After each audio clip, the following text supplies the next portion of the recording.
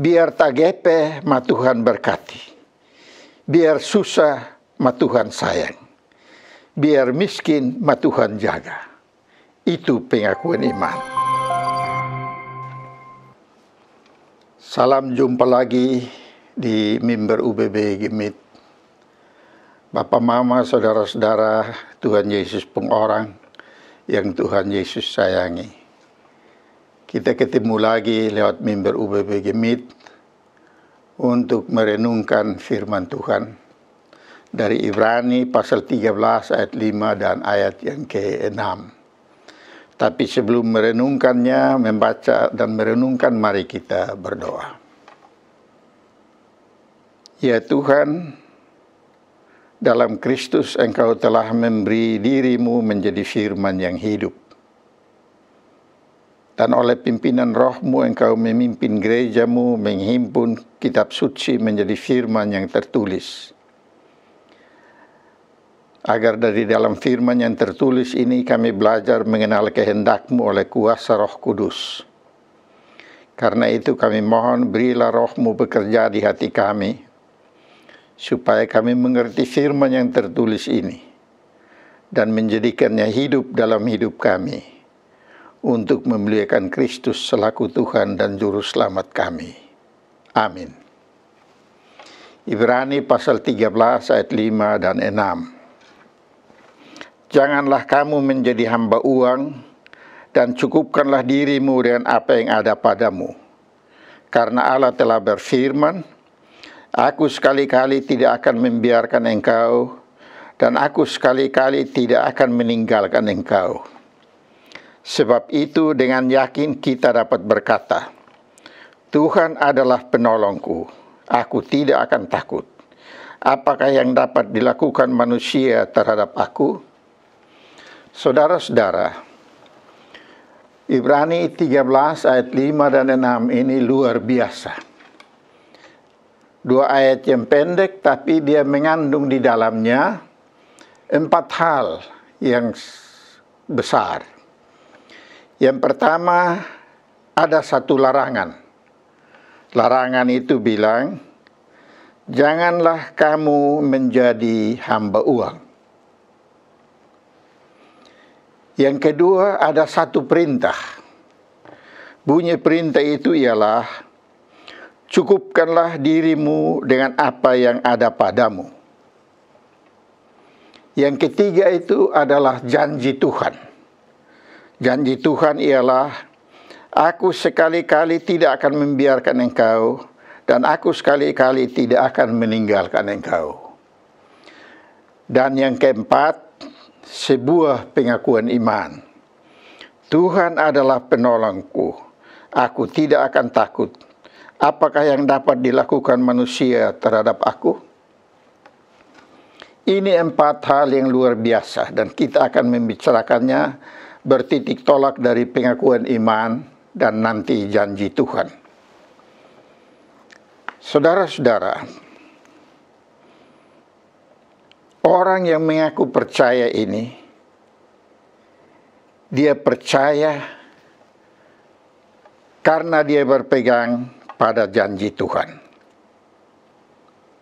Dia percaya, dia mengaku Tuhan adalah penolongku, karena dia sudah mengalami dalam hidupnya sebagai orang beriman. Dia sudah alami waktu dia susah, dia senang. Waktu dia sakit, dia sehat. Dia lapar, dia kenyang, dia kaya, dia miskin. Waktu dia dibenci atau disukai, waktu dia dihormati atau dihina. Dia sudah alami dan dia tahu bahwa Tuhan sayang dia, Tuhan tolong dia, Tuhan pelihara dia, Tuhan ada di pihak dia. Kalau kau perhatikan Ibrani 13 ayat 5 dan ayat 6 di catatan kaki, kau lihat bahwa Ibrani 13 ayat 5 itu dikutip dari Ulangan 31 ayat 6. Bunyinya mirip sekali, sama. Waktu itu orang Israel sudah 40 tahun mengembara di padang gurun. dong sering kali lapar, haus, kadang-kadang dong mengomel sama Tuhan, kadang-kadang dong protes dong pimpinan. Sekarang dong mau masuk Kanaan tapi dong takut jangan sampai dong kalah perang. Dan dalam kondisi terjepit itu, tagepe begitu, Tuhan Allah bilang, jangan takut, beta sone akan kasih tinggal bosong. Kalau kotong perhatikan Ibrani 13 ayat 6, itu dikutip dari Mazmur 118 ayat 6 dan 7. Di Mazmur itu kita tahu bahwa orang yang mengaku imannya adalah orang yang sudah hidup selama bertahun-tahun. Dia sudah alami dalam iman bahwa Tuhan sonde pernah kasih tinggal dia. Tuhan ada di pihak dia. Tuhan menolong dia. Jadi kotong tahu bahwa orang yang mengaku bahwa Tuhan tolong dia, itu adalah orang-orang yang sudah pernah mengalami sukar sulitnya kehidupan. Sebagai orang perjalanan di padang gurun, dan sebagai orang-orang Kristen yang baru mula-mula yang dibenci oleh masyarakat, dorang ini tagepe kiri kanan.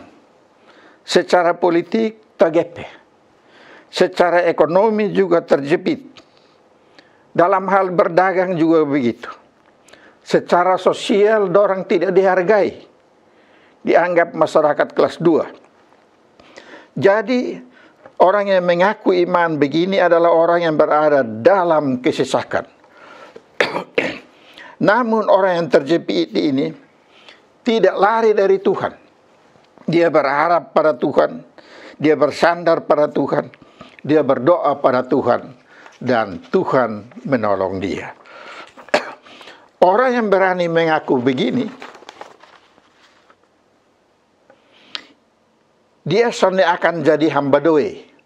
Menurut larangan di ayat 5. Janganlah kamu menjadi hamba uang.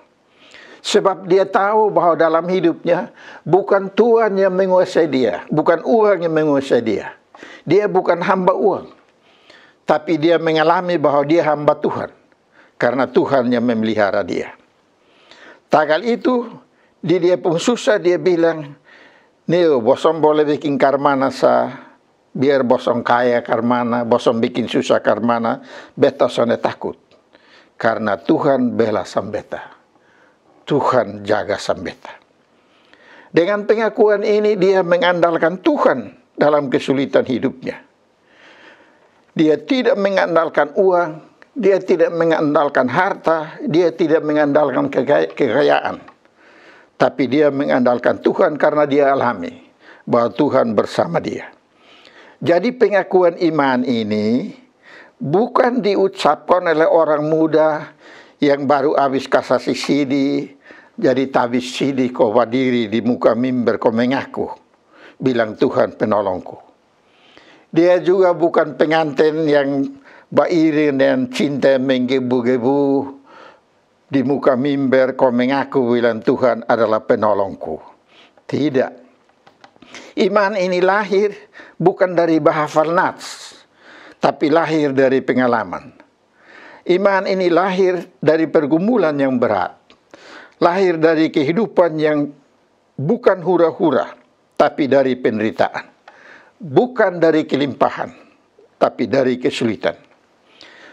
Dia alami sama seperti Nabi Yeremia yang berkata bahwa dalam segala kesulitan hidup, diberkatilah orang yang mengandalkan Tuhan dan yang menaruh harapannya pada Tuhan. Yeremia 17 ayat 7.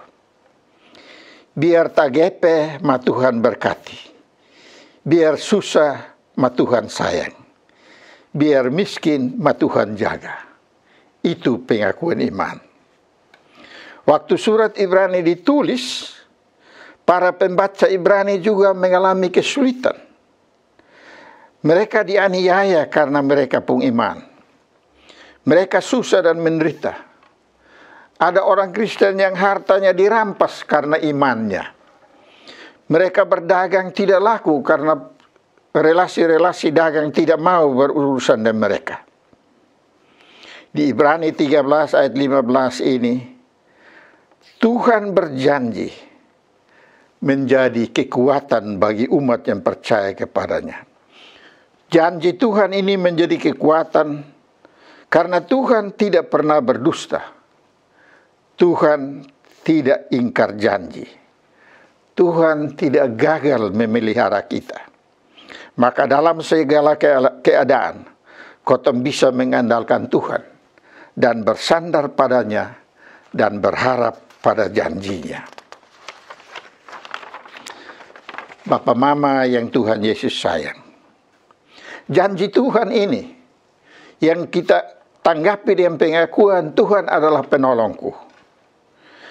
Menolong kita untuk belajar mengandalkan Tuhan dalam menyongsong masa depan. Menolong kita untuk dalam segala kesulitan hidup berpikir cerdas dan kreatif mengelola kita pun hidup, mengelola kita pun masyarakat, kita pun bangsa dan kita pun gereja. Dengan terus bersandar pada Tuhan, kita belajar berpikir kritis solutif. Artinya, kita jadi orang pintar yang membuat mengkritisi banyak masalah sambil memberi solusi untuk menyelesaikannya. Bukan tukang kritik yang menghina dan mengacaukan.